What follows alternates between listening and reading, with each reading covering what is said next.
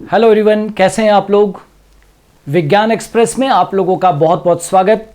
और आपके लिए हम फिर लेकर आए एक नया वीडियो। और आज का वीडियो शुरू करें उससे पहले चंद खूबसूरत पंक्तियां आप लोगों को dedicated. Success is dependent on effort.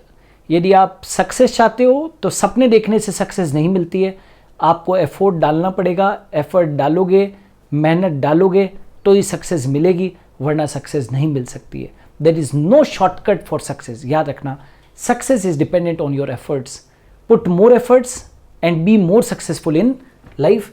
इन्हीं पंक्तियों के साथ में आज का वीडियो बेस्ड है levels of organisation in animals. जंतुओं में शरीर संगठन का स्तर, जो शरीर जंतुओं में जो संगठन होता है उसका स्तर, यानी कि जंतुओं में शरीर संगठन का स्तर।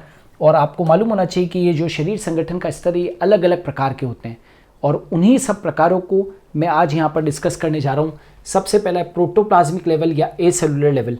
इसको हम क्या बोलते हैं? जीव द्रव्य प्रकार का शारीरिक संगठन। जीव द्रव्य ओब्लिक अकोशिकीय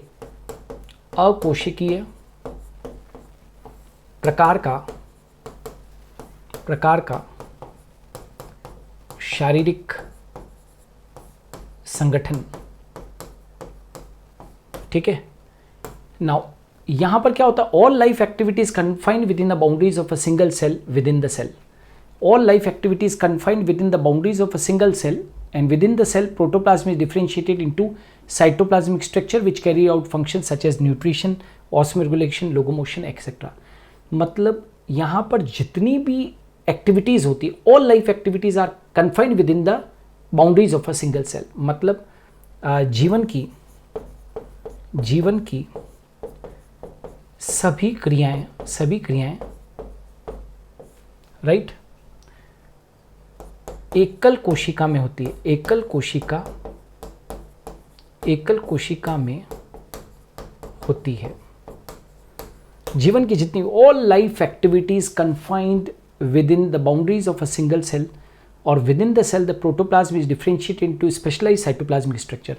मतलब विद इन द, याद रखना, ये जो विद इन द, क्या कहा मैंने? Within the cell protoplasm is differentiated into, मतलब कि कोशिका के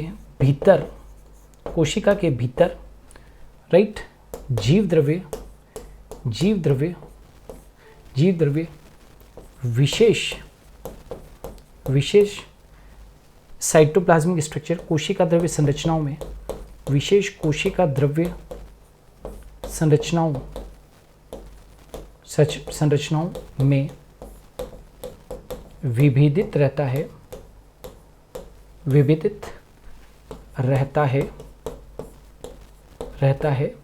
ना, जो अलग अलग कार्यों को संपन्न करते हैं, जैसे पोषण, है ना, और परासरण नियंत्रण,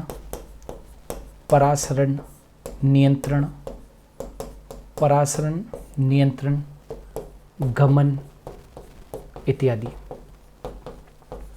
और इसका सबसे बढ़िया जो उदाहरण है वो है प्रोटोजोआ। इसका सबसे बढ़िया उदाहरण कौन है? प्रोटोजोआ है। समझ में आ रहा है क्या कहा है मैंने? सुन लो ध्यान से। All life activities confined within the boundaries of a single cell. हमेशा याद रखो, जीव द्रव्य प्रकार का शारीरिक संगठन जो है वो कुछ एक कोश के जीवों में पाया जाता है, जैसे कि प्रोटोजोआ वगैरह, है ना। All life activities are confined within the boundaries of a single cell.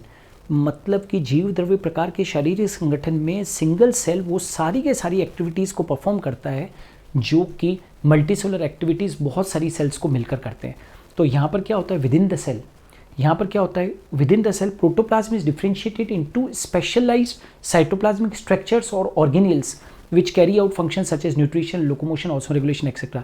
मतलब जीवन की सभी क्रियाएं एकल कोशिका में होती है। कोशिका के भीतर जो जीव द्रव्य है वो विशेष कोशिका द्रव्य संरचनाओं में विभक्त हो जाता है, राइट, जो कि अलग अलग कार्यों को संपन्न करता है, जैसे कि पोषण, परासन, नियंत्रण और गमन। तो भले ही ये सिंगल सेल्ड ऑर्गेनिज्म है, लेकिन इनको आजकल हम क्या कहते मानते हैं? ए सेलुलर कहते हैं। क्यों? क्योंकि सिंगल सेल वो सारे कार्यों को संपन्न कर सकती है जो कि मल्टीसेलुलर कोशिकाएं, जो कि मल्टीसेलुलर ऑर्गेनिजम्स में बहुत सारी कोशिकाएं मिलकर करती है। इसीलिए इस प्रकार के शारीरिक संगठन को जीव द्रव्य प्रकार का शारीरिक संगठन या अकोशिकीय प्रकार का क्या कहते हैं? शारीरिक संगठन कहते हैं। प्रोटोजोआ के अंदर ये मिलता है। क्लियर है?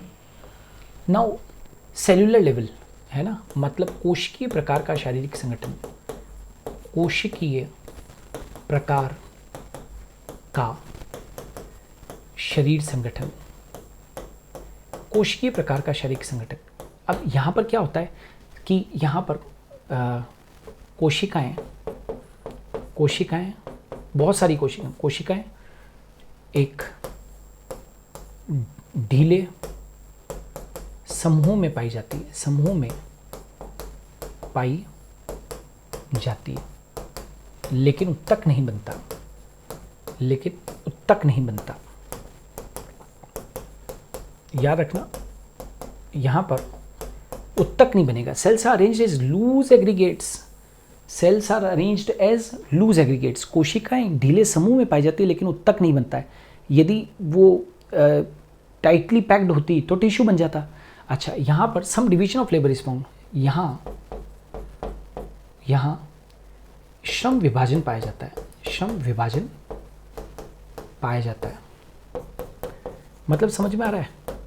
जैसे कुछ कोशिकाओं को कहा जाता है कि तुम न्यूट्रिशन का काम है तुम्हारा, कुछ कोशिकाओं को कह दिया तुम्हारा काम रिप्रोडक्शन का है, कुछ कोशिकाओं को कह दिया कि तुम्हारा काम जो है वो एक्सक्रीशन का है, ऐसे अलग अलग।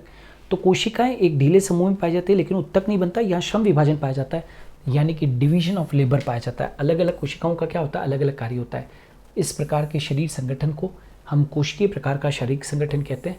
जैसे कि स्पॉन्जेस किससे बिलोंग करते हैं बेटा? पोरीफेरा से बिलोंग करते हैं। किससे बिलोंग करते हैं? पोरीफेरा से।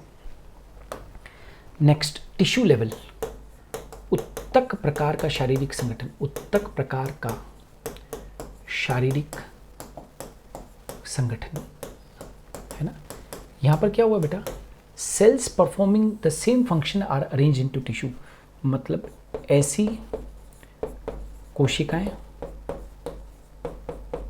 जो समान कार्य को संपन्न कर रही है, समान कार्य को संपन्न कर रही है,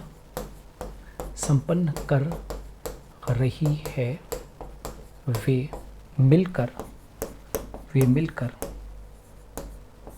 उत्तक बनाती है। वे मिलकर क्या बनाती है? उत्तक बनाती है। वे मिलकर उत्तक बनाती है। ऐसी कोशिकाएं जो समान कार्य को संपन्न कर रही है, ऐसी कोशिकाएं जो समान कार्य को संपन्न कर रही है, वे मिलकर उत्तक बनाती है। वापस से बोलूं, ऐसी कोशिकाएं जो समान कार्य को संपन्न कर रही है, वे मिलकर उत्तक बनाती है। ठीक है, तो cells performing the same functions are arrange into tissues. Example क्या है? सिलेंट्रेट्स, मतलब निडेरिया। ठीक है ना, निडेरिया के जो प्राणी होते हैं ना बेटा, सिलेंट्रेट्स, जैसे हाइड्रा वगैरह, उनके अंदर सेल्स जो समान फंक्शन कर रही है, cells performing same functions are arrange into tissues. Coelenterates में याद रखना tissue level of body organisation होता है। अब आ जाते हैं ऑर्गन लेवल, अंग प्रकार का शारीरिक संगठन, अंग प्रकार का शरीर संगठन, अंग प्रकार का शरीर संगठन। तो यहाँ पर क्या होता है? यहाँ पर टिश्यूज जो होते हैं, टिश्यूज मिलकर और क्या बना देते हैं? टिश्यूज मिलकर और जानते हो क्या बना देते हैं? ऑर्गन बना देते हैं। मतलब यहाँ पर उत्तक मिलकर बेटा यहाँ पर क्या बना देते हैं? अंग बना देते हैं। और हर एक अंग का क्या होता है? विशेष फंक्शन होता है। हर अंग एक विशेष कार्य को संपन्न करता है, विशेष कार्य को संपन्न करता है। यह सुनो, अरे भाई, बॉडी के अंदर जितने भी अंग होते हैं वो सारे के सारे अलग अलग काम करते हैं कि नहीं करते हैं? सबका अपना अपना काम है। ठीक है ना। और याद रखना, organs usually consist of more than one kind of tissue, मतलब अंगों में एक से अधिक प्रकार के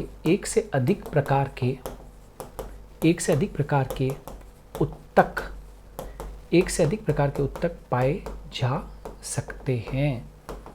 एक से अधिक प्रकार के उत्तक पाए जा सकते हैं। ठीक है। Organs usually consist of more than one kind of tissue, अंगों में एक से अधिक प्रकार के उत्तक पाए जा सकते हैं। उदाहरण के तौर पर प्लेटी हेलमिंथिस, प्लेटी हेलमिंथिस समझते हो बेटा क्या होते हैं? चपटे कृमि, या इंग्लिश के अंदर हम बोले उनको तो हम क्या बोलेंगे? फ्लैटवर्म्स। कभी भी याद रखना, चपटे कृमि जो होते हैं, फ्लैटवर्म्स होते हैं, उनके अंदर organ level of body organisation होता है। कैसा होता है बेटा? Organ level of body organisation, ठीक है। और अंतिम प्रकार का जो शरीर संगठन है वो कौन सा है? अंग तंत्र प्रकार का शारीरिक संगठन। अंग तंत्र प्रकार का शरीर संगठन, अंग तंत्र प्रकार का शरीर संगठन। तो यहाँ पर क्या होता है? Organs have associated to form functional system, मतलब अंग मिलकर, याद रखोगे क्या कहा मैंने? अंग मिलकर अंग तंत्र बनाते हैं, अंग तंत्र बनाते हैं, है ना। और हर एक तंत्र का विशिष्ट क्या होता है बेटा? कार्य होता है, विशिष्ट कार्य होता है। आप समझ रहे हो क्या कहा मैंने? Organs have associated to form functional system, अंग मिलकर अंग तंत्र बनाते हैं और हर एक तंत्र का अपना कार्य होता है। आपने देखा होगा ना, आज पाचन तंत्र है तो पाचन का काम है, उत्सर्जन तंत्र है तो उत्सर्जन का काम है, परिसंचरण है तो परिवहन का काम है ना, तंत्रिका तंत्र है तो नियंत्रण व समन्वय का काम है, गमन वाला है तो उसका गमन कार्य है। तो इस तरीके से अंग मिलकर अंग तंत्र बनाते हैं और हर एक तंत्र का विशिष्ट कार्य होता है। जैसे एनिलिडा के सदस्य, आर्थ्रोपोडा के सदस्य, मोलस्का के सदस्य, इकाइनोडर्मेटा और जितने भी दुनिया के कॉर्डेट्स हैं उन सब के अंदर अंग तंत्र प्रकार का शारीरिक संगठन होता है। तो हम यूँ देखें तो सबसे पहला जो है वो जीव द्रव्य प्रकार का शारीरिक संगठन होता है, फिर कोशिकीय प्रकार का शारीरिक संगठन होता है, फिर उत्तक प्रकार का शारीरिक संगठन होता है, ठीक है। फिर कौन सा होता है? दैट इज़ अंग प्रकार का शारीरिक संगठन, और लास्ट में अंग तंत्र प्रकार का शारीरिक संगठन, है ना। तो ये सभी को आने चाहिए, बहुत इंपॉर्टेंट है।